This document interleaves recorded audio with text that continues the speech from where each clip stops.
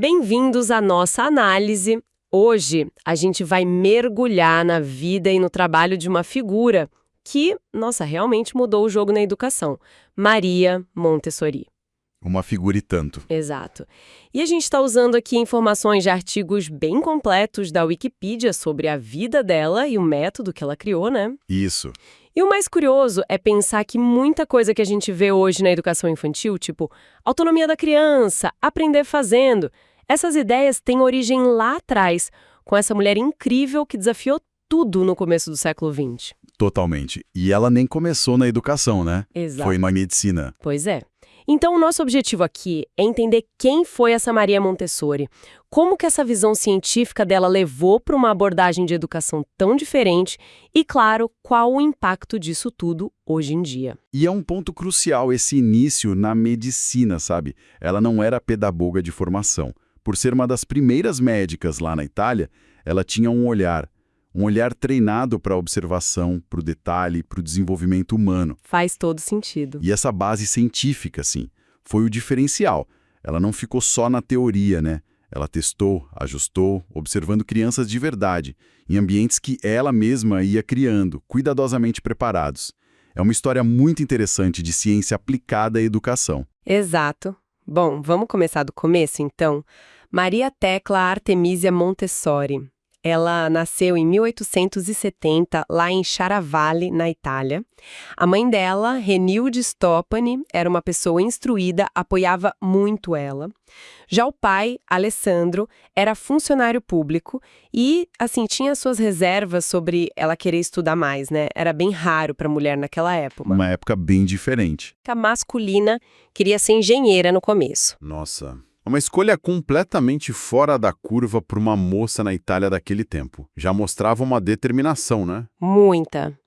Mas aí ela mudou de ideia e decidiu fazer medicina, na Universidade de Roma. E foi uma das primeiras mulheres a fazer isso na Itália. E olha, enfrentou muita, mas muita resistência. Imagino. Colegas hostis, professores, tinham umas regras absurdas, tipo ela tinha que dissecar os cadáveres sozinha depois do horário, porque achavam impróprio ela estar ali com os homens naquele momento. Que barra! Pois é, mas mesmo assim ela se destacou, ganhou prêmios, se formou com honras em 1896, incrível. E essa formação médica rigorosa, sem dúvida, moldou a forma dela de ver as coisas. Logo depois de formada, ela começou a trabalhar na clínica psiquiátrica da universidade. E lá ela se dedicou às crianças com dificuldades cognitivas. Na época chamavam de frenastênicas. Ela observava essas crianças em asilos psiquiátricos, sabe? E foi estudar a fundo o trabalho de outros médicos pioneiros nisso, como o Jean-Marc Gaspari Tardi e o Edouard Seguin. Eles também tinham trabalhado com crianças com deficiências. Foi um mergulho que acabou direcionando ela para a educação. E ela não ficou só na clínica, né? Começou a defender publicamente os direitos das mulheres, a necessidade de educação especial, falava em congressos, pedia por instituições melhores. Ativista também. Sim, e nesse período todo intenso, aconteceu algo bem marcante na vida pessoal dela. Em 1898 nasceu o filho dela, o Mário. Foi de um relacionamento com um colega médico, o Giuseppe Montesano. Ah, sim. A história do filho. Isso. E para poder continuar trabalhando, porque o esperado era que a mulher casasse e parasse de trabalhar, ela tomou uma decisão muito difícil. Não casou e manteve o filho em segredo. Deixou ele com outra família nos primeiros anos. Nossa, que pesado. Muito. Foi só lá na adolescência que ela conseguiu restabelecer um laço mais próximo com o Mário, e ele depois virou um super colaborador dela, né? Essencial no trabalho. Esse período foi mesmo decisivo. Em 1900, ela virou co-diretora da Escola Ortofrênica. Era um instituto modelo, sabe? Para formar professores para crianças com dificuldades de aprendizagem. E foi ali que ela começou a desenvolver e testar mesmo os métodos e materiais dela, bem focados no sensorial, no tato. Ah, foi lá que surgiram as letras de lixa, por exemplo. Exatamente. Para ensinar o alfabeto pelo toque. Uma ideia genial para a época. E como foi o resultado disso lá na escola ortofrênica? Funcionou? Olha, os resultados foram notáveis.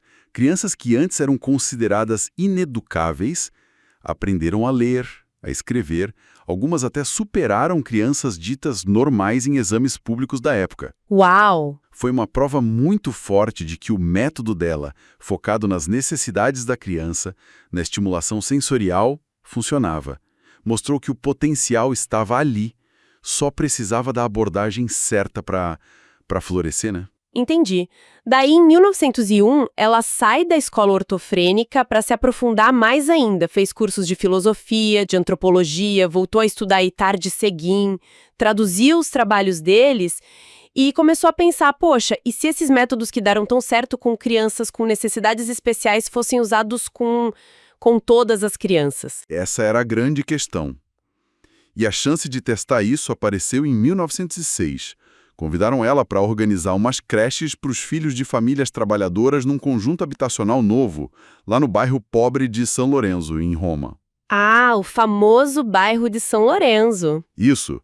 Ela viu ali o laboratório perfeito para aplicar a abordagem científica dela, agora com crianças sem diagnósticos específicos. E assim nasceu a primeira Casa dei Bambini, a Casa das Crianças, em janeiro de 1907. No começo, o ambiente ainda era meio tradicional, né? Tinha mesa para professor, armário trancado com os materiais, as atividades eram mais voltadas para cuidar de si, do ambiente. Sim, mas o ponto de virada mesmo foi a postura dela. A Montessori não estava ali para dar aula no sentido tradicional. Ela estava ali para observar.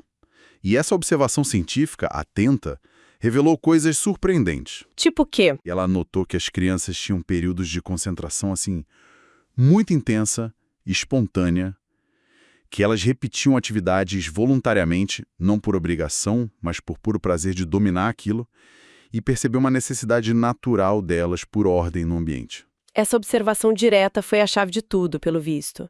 Quais foram as descobertas mais, marcantes ali na Casa dei Bambini? Talvez a mais inesperada foi que as crianças demonstravam muito mais interesse pelas atividades práticas. Sabe, limpar, arrumar a mesa, cuidar das plantas, se vestir, e pelos materiais didáticos que ela criado do que pelos brinquedos comuns. Interessante isso. Muito. E outro ponto fundamental, ela percebeu que recompensa externa, tipo bala, elogio exagerado, não era o que mais motivava as crianças. A motivação vinha de dentro. E com o tempo, uma disciplina interna, uma autodisciplina mesmo, começou a surgir naturalmente no grupo. E essas descobertas levaram a mudanças práticas no ambiente e no método? Sim, foram a base de tudo. Ela trocou os móveis pesados por versões levinhas, tamanho infantil, que as crianças podiam carregar. Colocou os materiais em prateleiras baixas ao alcance delas. Ampliou as atividades práticas e aí ela consolidou aqueles princípios que viraram a espinha dorsal do método, né? Liberdade para escolher a atividade, liberdade para se mover pela sala e aqueles longos períodos de trabalho sem interrupção para respeitar o ciclo de concentração da criança. Isso muda completamente o papel do professor, né? Totalmente. O professor sai daquele pedestal, do centro, e vira um guia, um observador atento. A função principal dele passa a ser preparar o ambiente com muito cuidado, apresentar os materiais individualmente para a criança e depois observar. Intervir o mínimo possível só para tirar algum obstáculo para o desenvolvimento natural dela. O foco muda. O objetivo central é cultivar a independência da criança. E como isso funcionou, por exemplo, para aprender a ler e escrever, que costuma ser um marco importante? Foi outro resultado que chamou muita atenção na época. Usando materiais sensoriais, como as letras de lixa que a gente falou, que conectavam o som da letra, a forma visual e a sensação do toque, crianças de 4, 5 anos começaram a ler e escrever de forma espontânea, muito antes do que se esperava. Nossa! Esse sucesso na alfabetização precoce ajudou demais a projetar a Casa dei Bambini e o método dela para o mundo. E a partir daí o método realmente decolou, né? Sim. O sucesso foi gerando a abertura de mais Casa dei Bambini. A fama da Montessori começou a se espalhar pelo mundo a partir de 1909. Escolas na Suíça, Reino Unido, Estados Unidos, vários lugares começaram a adotar a abordagem. Ela viajou o mundo dando cursos de formação. E teve o livro, né? Exato. A publicação do livro fundamental dela em 1909, O Método da Pedagogia Científica, que foi traduzido como The Montessori Método nos Estados Unidos em 1912, foi um estouro virou best-seller lá. Lá nos Estados Unidos, a recepção no início foi super positiva, né? Saíram artigos em revistas importantes, gente famosa como Alexander Graham Bell apoiando. Em poucos anos já tinha centenas de escolas Montessori. Ela até foi para lá fazer demonstrações que lotavam. É verdade, teve um boom inicial impressionante, mas essa popularidade toda nos Estados Unidos durou relativamente pouco tempo. Começaram a surgir críticas bem fortes, principalmente do William H. Kilpatrick. Ele era uma figura muito influente na educação progressista, seguidor do John Dewey. Ah, sei. E o que ele criticava? O Kilpatrick publicou um livro em 1914 detonando um pouco o método. Achava rígido demais, muito focado nos sentidos e que deixava pouco espaço para a imaginação, para a interação social. Essa crítica vindo de alguém tão respeitado na educação americana teve um peso enorme, sabe? Entendi. E parece que a própria Montessori, a postura dela também contribuiu um pouco para esse declínio lá nos Estados Unidos, né? Sim, as fontes indicam isso. Parece que ela insistia muito em manter um controle bem rígido sobre quem dava os cursos de formação, sobre a produção dos materiais, para garantir a fidelidade ao método original, claro. Mas isso acabou gerando conflitos, ressentimentos. Complicado. Pois é, o movimento acabou se fragmentando e perdeu força nos Estados Unidos depois de 1915. Só foi ressurgir com mais força mesmo lá pelos anos 50, 60. É uma lição interessante dessa história, essa tensão. Como manter a integridade de um método e, ao mesmo tempo, permitir que ele se adapte e evolua. É um desafio até hoje. Enquanto isso rolava nos Estados Unidos, na Europa o trabalho dela continuava firme. Sim, sim. Na Espanha, por exemplo, onde ela morou um tempo, ela começou a desenvolver o método para o ensino fundamental para as crianças de 6 a 12 anos. Teve que sair por causa da Guerra Civil Espanhola, uma pena, mas deixou sementes lá. E na Holanda, nosso método pegou muito bem, tinha centenas de escolas já nos anos 30.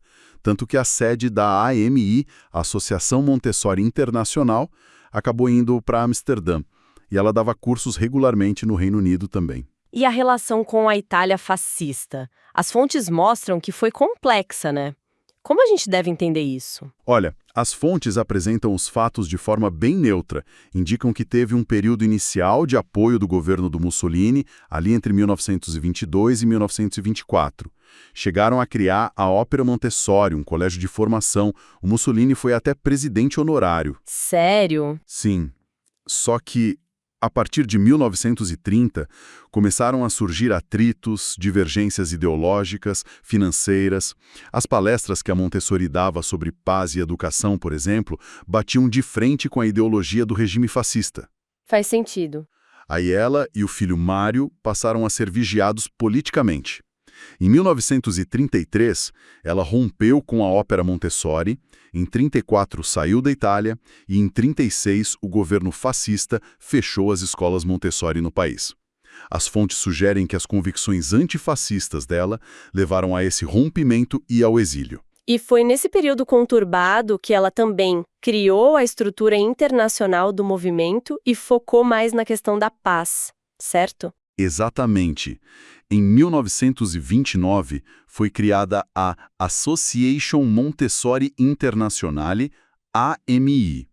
O objetivo era supervisionar as escolas, a formação dos professores no mundo todo, para tentar preservar a essência do método. Figuras importantes como Freud, Piaget, Tagore chegaram a demonstrar apoio inicial à AMI. E, em paralelo, a paz virou um tema central para Montessori. Ela realmente acreditava que a educação era o caminho, a ferramenta mais poderosa para construir uma paz duradoura.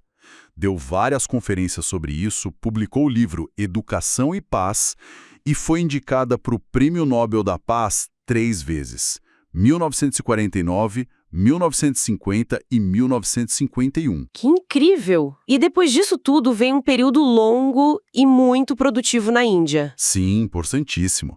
Ela foi para lá convidada pela Sociedade Teosófica, em 1939. Só que aí estourou a Segunda Guerra Mundial, a Itália entrou na guerra e ela e o filho Mário, como italianos, ficaram retidos na Índia até 1946. Nossa, ficaram presos lá. Movimento para o método. Lá ela aprofundou o trabalho para as crianças de 6 a 12 anos, sabe? E introduziu a ideia da educação cósmica. Educação cósmica, o que é isso? É uma visão bem ampla que tenta mostrar para a criança como tudo no universo está interligado, desde a formação das galáxias até a história da humanidade. A ideia é despertar curiosidade, o fascínio pela exploração. Ela também desenvolveu mais materiais para botânica, geografia, e estudou muito a primeira infância, de 0 a 3 anos, o que resultou naquele livro super influente A Mente Absorvente. Uau, que jornada! Então, depois de toda essa trajetória global, cheia de reviravoltas, de inovações, vamos tentar resumir os princípios que definem a educação Montessori hoje. Qual seria a filosofia central, assim, o coração do método? Olha, a pedra fundamental é a observação científica da criança e a confiança total no impulso natural que ela tem para se desenvolver. A ideia é que a criança se constrói, sabe? Ativamente, interagindo com o ambiente. O papel do adulto não é moldar a criança de fora para dentro, mas sim preparar um ambiente rico, adequado e aí permitir que ela siga o próprio caminho de aprendizado no ritmo dela. A meta final é sempre promover a autonomia, a independência. E quando a gente entra numa sala Montessori hoje, quais são aqueles elementos que a gente logo percebe que são essenciais, segundo organizações como a AME? Tem alguns pilares bem claros. Primeiro, as turmas com idades misturadas, tipo crianças de 3 a 6 anos juntas. Isso é comum e ajuda muito na aprendizagem colaborativa, os mais velhos ensinando os mais novos e vice-versa. Legal isso. Segundo, a liberdade de escolha da atividade pela criança. Claro, dentro de um conjunto de opções que o professor já preparou e apresentou. Terceiro, e isso é muito importante, aqueles blocos longos de trabalho sem interrupção. O ideal são 3 horas. Isso permite que a criança realmente mergulhe na atividade, alcance níveis profundos de concentração. E o aprendizado é mais pela exploração, pelo fazer, do que por alguém explicando tudo, usando aqueles materiais bonitos, específicos. Exatamente. É um modelo baseado na descoberta. A criança aprende fazendo, manipulando aqueles materiais concretos, e eles são desenhados com muito cuidado para isolar um conceito ou uma habilidade específica. Geralmente são esteticamente agradáveis, de materiais naturais, e o ambiente preparado é outro conceito-chave. Tudo organizado, acessível, do tamanho da criança, bonito, limpo, não tem excesso de material, cada item tem um propósito claro. E a natureza costuma estar presente também. Então tem liberdade, mas não é bagunça. De jeito nenhum. Existe liberdade, mas dentro de limites bem claros estabelecidos. O professor atua como esse guia observador. E, um ponto bem diferente, não se usam recompensas ou punições externas, tipo nota, estrelinha. A ideia é que a motivação seja interna, intrínseca. A Montessori também falou sobre fases diferentes no desenvolvimento infantil, né? Os planos de desenvolvimento. Pode explicar um pouquinho? Claro. Ela não via a infância como uma coisa só, linear. Via como estágios distintos, sabe? Como capítulos de um livro, cada um com características e necessidades próprias. São 4 planos principais. O primeiro plano vai de 0 a 6 anos. É a fase da mente absorvente. A criança aprende quase sem esforço, absorvendo tudo do ambiente, como uma esponja mesmo. É também a fase dos períodos sensíveis. São janelas de oportunidade únicas para desenvolver habilidades específicas. Linguagem, ordem, movimento, refinar os sentidos.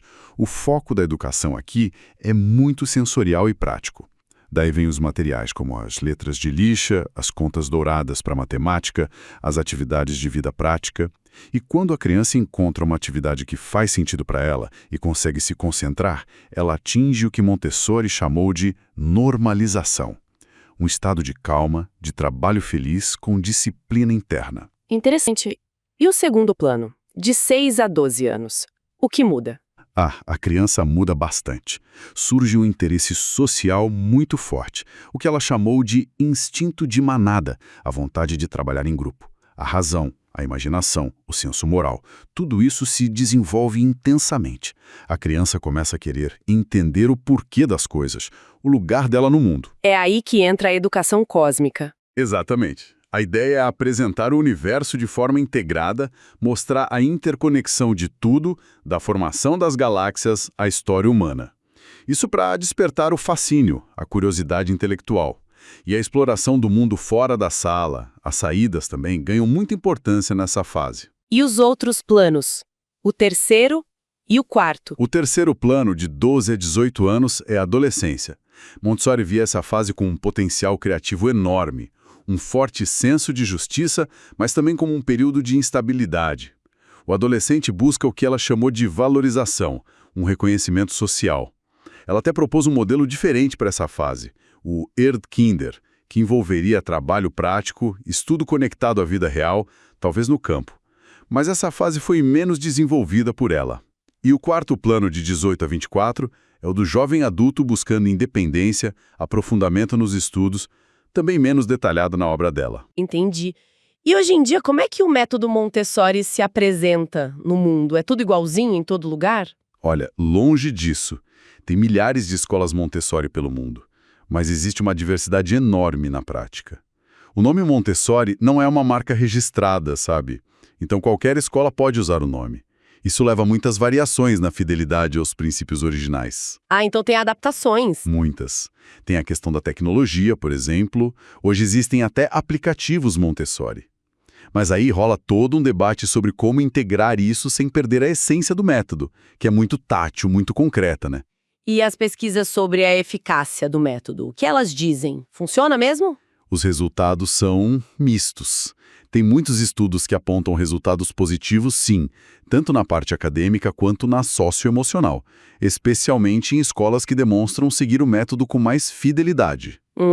Mas outros estudos mostram resultados inconclusivos, ou não veem diferenças significativas em comparação com outras abordagens educacionais. Parece que a qualidade da implementação, como a escola realmente aplica o método, é um fator super crítico. Mas olha, independentemente disso, o legado da Montessori é inegável. A influência dela na pedagogia moderna é gigantesca, e o reconhecimento dela como pioneira é universal. Bom, então, para a gente amarrar nossa conversa, a gente percorreu essa trajetória incrível da Maria Montessori, né? De médica a educadora visionária. Vimos como a abordagem dela nasceu da observação científica, do respeito profundo pela criança.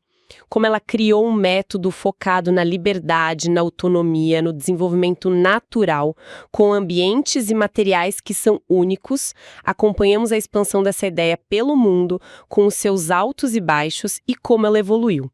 E a essência do pensamento dela, observar a criança, preparar o ambiente e confiar no potencial que vem de dentro, continua ecoando, né? Continua inspirando educadores por aí. Exato. E para finalizar, talvez uma reflexão que a própria Montessori nos deixou. Ela falava muito da criança como o cidadão esquecido ou negligenciado. Uma parte da população sem voz ativa, muitas vezes limitada por sistemas educacionais, sociais, que são pensados mais para as necessidades dos adultos. Ela chegou a levantar essa bola na Unesco, lá em 1951. Fica a pergunta, né? O quanto essa visão ainda faz sentido hoje?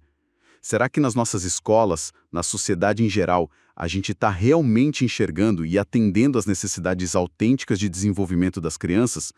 Ou elas ainda são, de alguma forma, cidadãos de segunda classe num mundo pensado por e para adultos? Fica aí para a gente pensar.